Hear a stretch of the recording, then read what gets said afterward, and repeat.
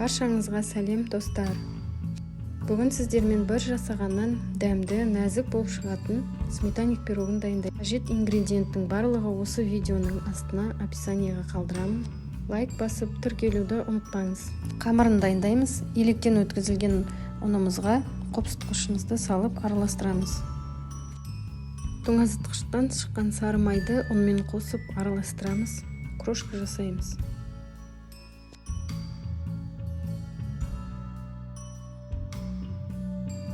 Бір жұмыртқамен қантты алып, бөлек ыдысқа венчикпен араластырып аламыз. Жұмыртқамызды ұнға қосып тесто дайындаймыз. Тестомыз дайын, жұмсақ болып шықты.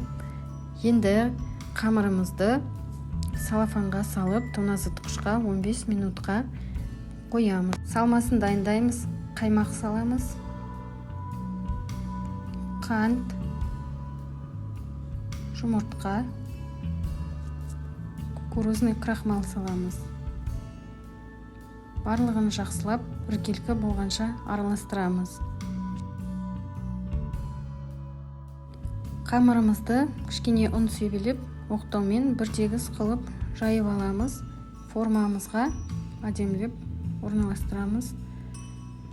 Міне шанышқының көмегімен тесіп шығамыз. Салмасын құямыз.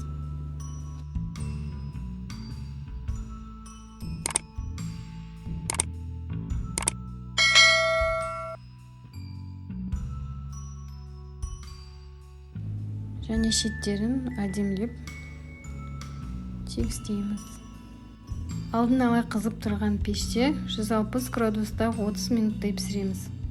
Сметанник пирогымыз дайын болды. Пештен шыққаннан соң бірден формадан босатпай, бөлме температурасында суытып аламыз.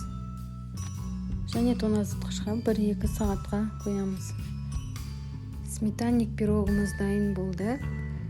Өте жұмсақ, нәзік болып шықты. Баршаңызға ас болсын. Сіздермен болған Айжан.